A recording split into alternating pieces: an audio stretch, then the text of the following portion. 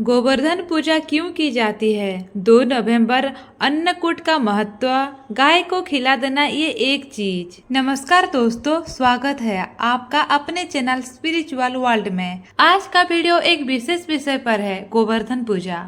हम इस वीडियो में गोवर्धन पूजा की हर पहलू का गहराई से समझेंगे, जो आपको ये जानने में मदद करेगा कि इस पूजा का आपके जीवन में क्या महत्व है और क्यों इसे विशेष रूप से कार्तिक महीने के शुक्ल पक्ष की प्रतिपदा को मनाया जाता है। इसके साथ ही हम जानेंगे कि गोवर्धन पूजा के दिन हमें गौ माता को क्या खिलाना चाहिए ताकि हमारे घर में समृद्धि और सुख शांति बनी रहे। गोवर्धन पूजा की पूरी विधि, इस दिन का महत्व और इसके पीछे की कहानियाँ आपको आध्यात्मिक और भौतिक रूप से लाभान्वित करेंगी। गोवर्धन पूजा मुख्य रूप से भगवान श्री कृष्ण और गोवर्धन पर्वत की पूजा है। ये दिवाली के अगले दिन मनाई जाती है और इसे अन्नकूट पर्व भी कहा जाता है। ये पर्व श्री कृष्ण द्वारा देवराज इंद्र के घमंड को चूर करने की एक ऐतिहासिक घटना से जुड़ा है। जब देवराज इंद्र ने भारी वर्षा के रूप में अपने क्रोध को प्रकट किया तो भगवान श्री कृष्ण ने गोवर्धन पर्वत को अपनी छोटी उंगली पर उठाकर ब्रजवासी को सुरक्षित रखा। ये पूजा में हम सीखते हैं कि सच्चे भक्त और धरती के प्रति आदर रखने वाला व्यक्ति हमेशा ईश्वर की कृपा का पात्र होता है। इस साल गोवर्धन पूजा 2 नवंबर को मनाई जाएगी। पंचांग के अनुसार कार्तिक माह के शुक्ल पक्ष की प्रतिपदा तिथि 1 नवंबर की शाम से शुरू होकर 2 नवंबर को रात तक रहेगी। इसलिए इस दिन पूजा का शुभ मुहूर्त सुबह 6:34 से 8:46 के बीच रहेगा। लेकिन दोपहर और शाम में भी आप विशेष विजय मुहूर्त का लाभ उठा सकते हैं। पूजा विधि में सबसे पहले अपने घर के आंगन में गोबर से गोवर्धन पर्वत का चित्र बनाएं। फिर इस चित्र के सामने रोली, चावल, खीर, बतासे, जल, दूध, पान, केसर, फूल और दीपक के साथ भगवान श्री कृष्ण और गोवर्धन पर्वत की पूजा करें। इसके बाद गाय को अन्नकूट खिलाएं, जो कि समृद्धि और पुण्य की प्राप्त का प्रतीक है। गोवर्धन पूजा का एक खास हिस्सा अन्नकूट है। अन्नकूट का अर्थ होता है अनाजों और पकवानों का ढेर। इस दिन भगवान श्री कृष्ण को 5 भोग का प्रसाद चढ़ाया जाता है, जिसमें विभिन्न प्रकार के पकवान और सब्जियां शामिल होती है। अन्नकूट का प्रसाद सामर्थ्य अनुसार तैयार किया जाता है, जैसे मूंग दाल, बाजरे की खिचड़ी, कढ़ी, चावल, पूरी, हलवा इत्यादि।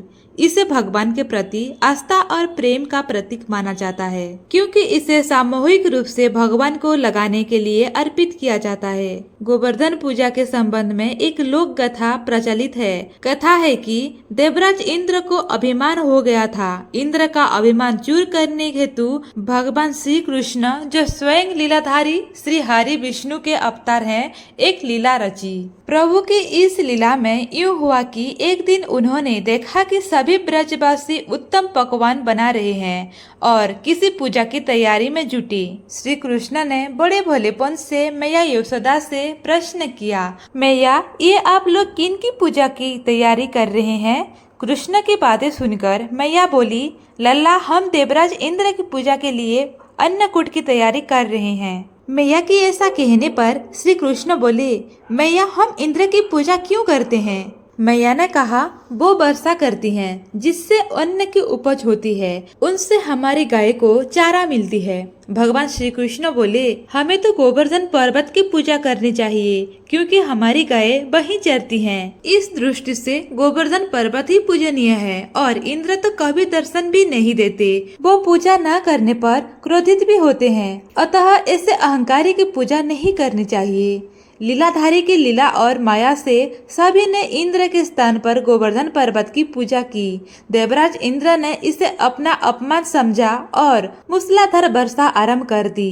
प्रलय के समान वर्षा देखकर सभी ब्रजवासी भगवान कृष्ण को कोसने लगे कि सब इनकी कहा मानने से हुआ है।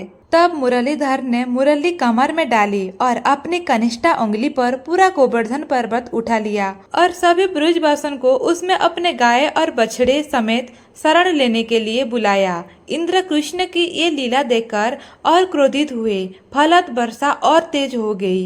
इंद्र का मान मर्दन के लिए तब श्री कृष्ण ने सुदर्शन चक्र से कहा कि आप पर्वत के ऊपर रहकर वर्षा की गति को नियंत्रित करें और शेषनाग से कहा आप मोड़ बनाकर पानी को पर्वत की ओर आने से रोकें। इंद्र निरंतर 7 दिन तक मुसलधारा वर्षा करते रहे।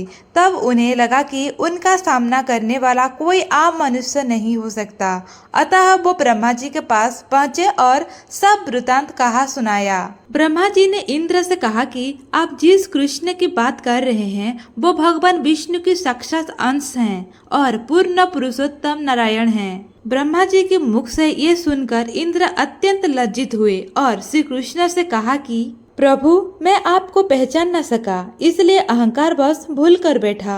आप दयालु हैं और कृपालु भी, इसलिए मेरी भूल क्षमा करें। इसके पश्चात देवराज इंद्र ने मुरलीधर की पूजा कर उन्हें भोग लगाया। इस पौराणिक घटना के बाद से ही गोवर्धन पूजा की जाने लगी। ब्रजवासी इस दिन गोवर्धन पर्वत की पूजा करते हैं। गाय बैल को इस दिन स्नान करा के उन्हें रंग लगाया जाता है और उनके गले में नए रस्सी डाली जाती है। गाय और बैलों को गुड़ और चावल मिलाकर खिलाया जाता है। गोवर्धन पर्वत से जुड़ी कई पौराणिक कथाएं हैं। दोस्तों, आज की वीडियो पसंद आई है तो प्लीज वीडियो को एक लाइक करें, चैनल को सब्सक्राइब करें और कमेंट बॉक्स में जय श्री कृष्ण अवश्य लिखें।